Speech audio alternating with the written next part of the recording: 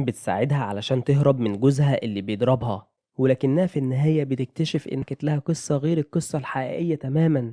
ومن غير ما نطول عليكم يلا بينا نشوف أحداث فيلمنا النهاردة. بيبدأ فيلمنا مع سيدة اسمها كلاريس وهي بتشتري لبس من المحل، وفجأة بيدخل حرامي لابس قناع على عربيتها وبيخطف جايدن ابنها وبيهرب. وفي الوقت ده بتصحى كلاريس من النوم وبيطلع إن كل ده كان مجرد كابوس. ووقتها بيصحى والت جوزها هو كمان، ولما بيجي يطمن عليها بتلومه وبتقوله انه كان بره البلد وما يعرفش عنهم حاجة. فبيقول لها انه كان في الشغل وبيعمل كل ده علشان يوفر لها عيشة كويسة هي وابنها، ولكنها بتستهزئ بكلامه وبتسيبه وبتنام. وتاني يوم بنشوف والتو وهو بيلعب رياضة في نفس الوقت اللي بتكون كلاريس قاعدة بتهتم بنفسها قدام المراية. وبيسمعوا في الأخبار إن نائب رئيس البنك ومراته اتقتلوا.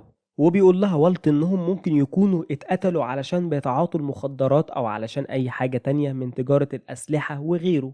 ولكن كلاريس ما بتكونش مهتمة، وبعدها بتعرفه إن الفطار جاهز وبتروح تنادي على ألي بنتها واللي بتكون هي كمان بتلعب رياضة.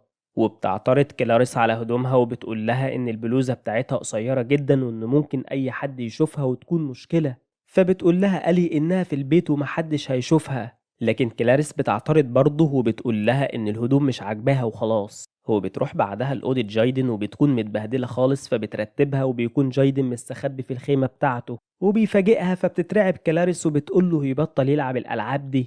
فبيرد جايدن عليها بإنها ممتعة بالنسبة له وبيحبها. وفي الوقت ده بتسمع كلاريس صوت إنذار الحريق وبتجري بسرعة للمطبخ، وهناك بتعرف إن التوست اتحرق.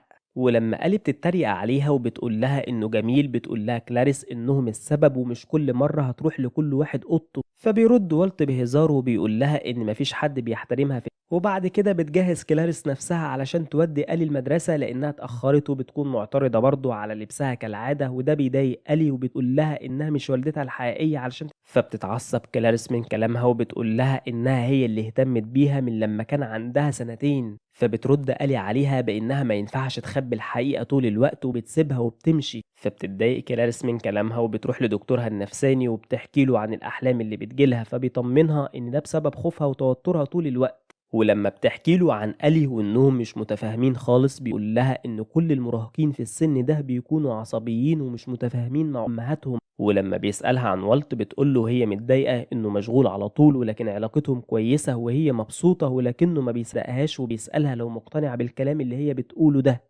فبتستسلم وبتقول له إنها مش قادرة تنسى إن والت أخد جايدن منها. فبيقول لها الدكتور إن ده كان من 6 سنين وإنها لازم تنسى اللي حصل وتتقبل الحياة اللي هم عايشينها دلوقتي. فبترد عليه بإنها مش قادرة تعمل كده لأنه سرق ابنها منها، وبتقول له إنها مش هتخلي اللي حصل يتكرر مرة تانية. وبتروح كلاريس بعدها للشغل، وبنعرف إنها بتشتغل في ملجأ لخدمة السيدات اللي بتتعرض للعنف، وهناك بتقابل دوريس زميلتها، وبعدها بتعرفها دوريس على سيدة اسمها لورين، وبتكون لورين بتعاني من إن جوزها بيضربها على طول ومن غير سبب. ولما بتقترح دوريس إنهم يبلغوا الشرطة بترفض وهي خايفة، وبتقول لها إن جوزها طيب وهو كان متضايق بس، وهي عايزة حل علشان تهدي الوضع ما بينهم مش أكتر.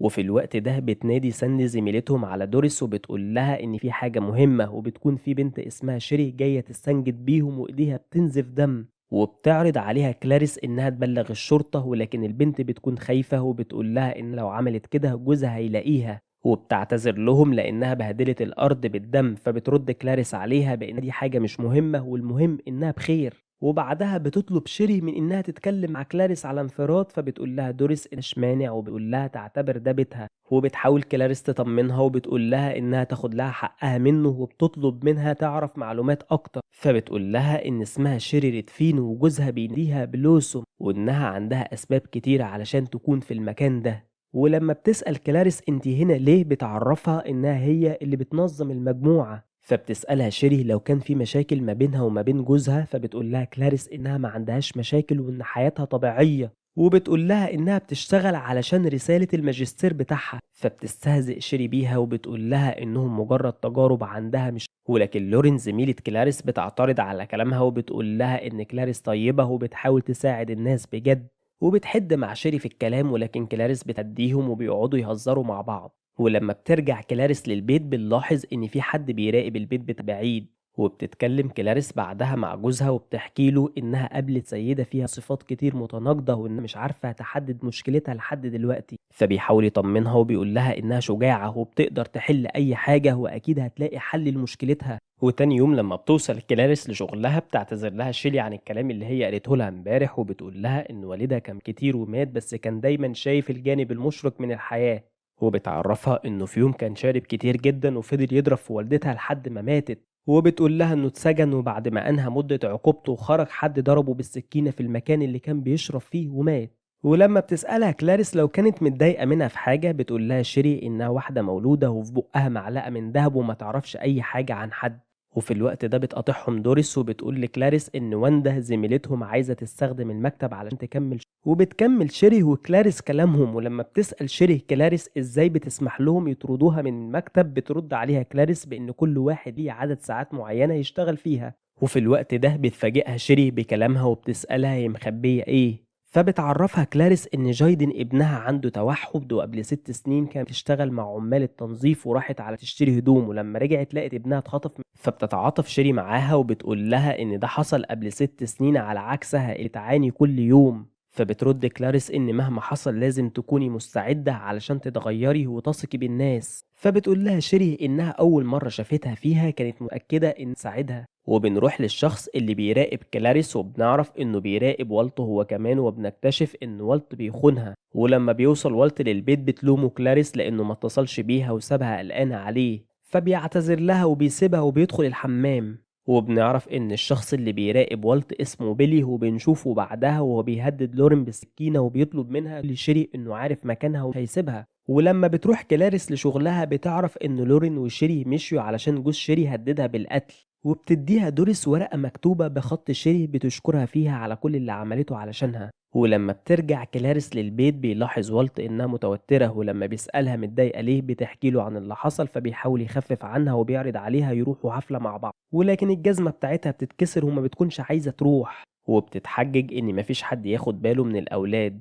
وبيتضايق والت من تصرفاتها معاه في الفترة الأخيرة وبيسيبها وبيمشي. وبتروح كلاريس بعدها للدكتور بتاعها اللي بيقول لها إنها بتحمل نفسها فوق طاقتها. ولما بتحكي له عن اللي حصل مع والت بيقول لها إنها لازم تواجه خوفها وإن والت بيحبها ومش هيخلى عنها. وبتروح كلاريس بعدها تاخد جايدن من المدرسة وهناك بتقابل شيري اللي بتكون واقفة تشحت من شخص فلوس. وبتقول للشخص ده إنها تروح عند أختها بالفلوس دي فبتديها كلاريس الفلوس وبتودعها وبتمشي. وبالليل على العشاء بتعرف إيلي عيلتها إنها جابت علامة كويسة في الرياضة وإن المدرس بتاعها مبسوط منها جدا. وبيتريق جايدن على والدته في الوقت ده وبيقول لهم إنها ادت المتشردة $100 علشان تروح لأختها في ولاية ميسيسيبي. وبيهزروا كلهم مع بعض وبيوصل بيلي جوز شيري لمكان شغلها وبيضربها ولكنها بتقدر تقاومه وبتضربه وبتهرب. وبيتكلم والت مع ايمي اللي بيخون كلاريس معاها وبيقول لها انهم ما ينفعش يعملوا كده تاني ولا حتى يتقابلوا لانه راجل متجوز.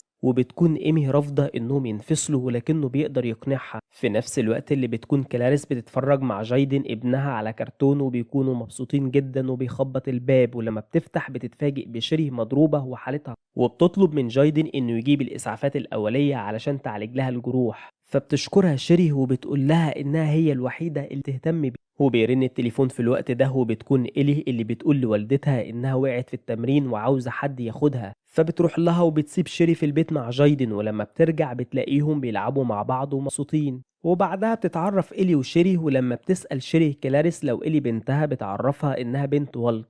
وبتعرفها إنها هي اللي ربتها من وهي عندها 2 سنين وده لأن والدتها واللي كانت مرات والت اتوفت بعد والدتها في حادثة. وفي الوقت ده التليفون بيرن مرة تانية وبيكون المرة دي والت عاوز يطمن على إيلي. لما بيرجع للبيت بيتفاجئ بجايدن وشيري واللي بيرقصوا مع بعض. وبعد ما بيطمن على إيلي بيقعدوا مع بعض على الأكل وبتكون شيري مبسوطة جدا ولكن والت ما بيكونش واثق. وفي الوقت ده بتعرف كلاريس عيلتها إن شيري هتقعد معاهم أسبوع كمان لحد ما تتحسن وبعد كده هيوصلوها لموقف العربيات علشان تقابل أختها. ولما بتصحى كلاريس تاني يوم بتلاقي شيري بتجهز الفطار ولما بتروح كلاريس لشغلها وبتحكي لدوريس عن شيري بتقول لها إنها بتعرض بيتها فبتعترض كلاريس على كلامها وبتستقيل من شغلها وبتتصل دوريس بعدها على كلاي الضابط اللي استدعوه لما شيري جت وهي مضروبة وبتحكي له على اللي حصل فبيقول لها إن هو هيتصرف. وبتروح بعدها كلاريس لشيري اللي بتكون وقتها بتعوم وبتعرفها إنها استقالت. وبيجي الضابط كلاي في الوقت ده وبيمشي بعد ما بيطمن إن كل حاجة كويسة، وبيلغي والت سفره وبيقرر إنه يقضي الوقت مع كلاريس. وبعدها بتشوف شيري وهي بتتسوق مع جايدن، واللي بتطلب كلاريس من شيري تاخد الأولاد علشان تتكلم، وبتحكي له كلاريس عن اللي حصل مع شيري وعن تهديد جوزها ليهم. فبيعترف لها والت إنه كان بيخونها، ولكن الموضوع خلص خلاص، وبيوعدها إنه مش هيعمل كده. فبتقول له كلاريس إنها لما قابلته كان راجل حزين مع طفلة وهيلت كل حاجة عنه، وبتطلب منه يمشي. وبتشوفه ألي وهو ماشي، ولما بتسأله رايح على فين بيقول لها إنه عنده شغل. هو بتروح شيري بعدها تطمن على كلاريس، واللي بتكون منهارة، ولما بتحاول تهدى كلاريس إن عايزة الأطفال يعرفوا حاجة. وبتسهر كلاريس مع شيري، وفجأة بيظهر شخص غريب وبيتهجم على شيري، فبتضربه كلاريس وبتاخدها وبيدخلوا الأوضة مع بعض وبيقفلوا على نفسهم. وبتاخد شيري السلاح، ولكن ما بيكونش فيه رصاص، وبتعرفها كلاريس إن اتصلت بالشرطة. ولما بيسمعهم الشخص ده بيخاف وبيهرب بعد ما يقول لهم إنه هيرجع تاني. وبتحاول كلاريس إنها تطمنها. وبتوصل الشرطة في الوقت ده وبتعرفهم كلاريس إن في حد اقتحم بيتها، وبتحكي لهم عن اللي حصل وبتعرفهم إنه هرب. فبيحاولوا يهدوها وبيطلبوا منها تدخل البيت، وهم هيتعاملوا مع اللي حصل وهيقبضوا عليه في أسرع وقت. هو بيصحي جايدن أخته، وبيكونوا هما الاتنين خايفين جدا، ولما بتسأل الشرطة عن الشخص اللي اقتحم البيت بتقول لهم كلاريس إنها أول مرة تشوفه. وبعدها بتروح توصل شيري لموقف العربيات، وبتتصل على والت وبتطلب منه يجي عشان عايزة تتكلم. وفي الوقت ده بيروح بيلي جوز شيري لإيمي اللي والت كان بيخون كلاريس معاها، وبيسألها عنه وبيضربها بعنف. وعند كلاريس بيخبط الباب، وبتكون شيري ومعاها بيلي، وهما الاتنين بيكونوا وبيضرب بيلي والت، وبتتصدم كلاريس وأولادها من اللي بيحصل. وبعد كده بياخد بيلي والت للعربية، وبيوريه فيديو لإيمي وهي مربوطة، وبيهدده إنه هيخلص على مراته وولاده لو ما نفذش اللي هو هيقول. وبنروح لكلاريس اللي بتسأل شيري هي ليه عملت كده فيها، فبتقول لها إنها لازم تدفع تمن ضعفها، وإنها من لها من الأول. فبتقول لها كلاريس إنها تقدر تديها الفلوس اللي هي عايزة. وفي الوقت اللي عصب وبتقول لها إنها واحدة حقيرة، بتضربها شيري وبتحط شريط لزق. وبعدها بتقول كلاريس لجايدن يتسكينة. وفي نفس الوقت ده بتكون شيري شافت جار كلاريس حوالين البيت وضربته. وبتفك كلاريس نفسها وبتشغل جرس الإنذار، ولما شيري بتسمعه بتروح بسرعة تطفيه. وفي الوقت ده بتظهر كلاريس من وراها وبتضربها وبتوقعها على الأرض. وعند والت بتحس الشرطة في الوقت ده إن في حاجة غلط، وبتروح لعربيته وبتطلب منه رخصة السواقة. ولكن بيلي بيخلص على الضابط وبيؤمر والت إنه يفتح الصندوق وبيحط الضابط فيه. ولما بيروح لشيري بيلاقيها مربوطة وبتصرخ بصوت عالي، ولما بيسألها عن كلاريس بتقوله إنها ما تعرفش. وبتيجي كلاريس في الوقت ده من وراه وبتضربه بالعصاية، ولما بيسألها عن الفلوس بتقوله وريني والت الأول، وفعلا بيوريه لها وهو مرمي في عربية. ولما بتقول لبيلي يتيح علشان تضمن إنه ما يروحش وراهم بيسألها عن الفلوس تاني وهو متعرض، وبيديها المفاتيح، فبتقوله إنها في صندوق اللعب. وبيجي جايدن في الوقت ده وبيرش على بيلي مادة حارقة بتضربه كلاريس، ولكن شيري بتقدر تفك نفسها وبتضرب كلاريس وبتاخد المسدس منها. ولكن بتيجي إلي من وراها وبتضربها بالعصاية، وبتاخد كلاريس السلاح منها وبتضرب النار على شيري وبتهددها. ولما بتحاول شيري تستعطفها وتقول لها إن بيلي هو اللي أجبرها تعمل كده بترفض تصدقها وبتضرب عليها. وبعدها بتروح تطمن على والتو اللي بيكون بينزف وحالته صعبة. وفي نفس الوقت اللي بيكون بيلي فاق وخطف ألي وبيروح يهدد كلاريس بيها، فبتديله كلاريس السلاح. وفي الوقت ده تفتكر شيري ذكرياتها مع كلاريس ومساعدتها ليها،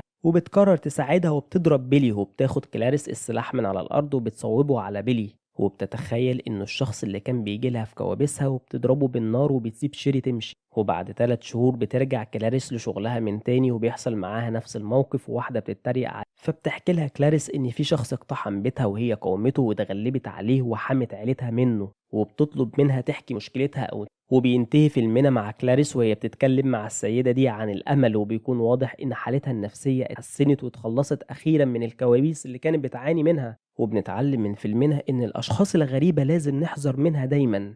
ولو عجبك الفيلم ما تنساش اللايك والشير وتفعل زر الجرس، وسيب لنا رأيك في الكومنتات وقول لي حابب إننا نلخصها لك.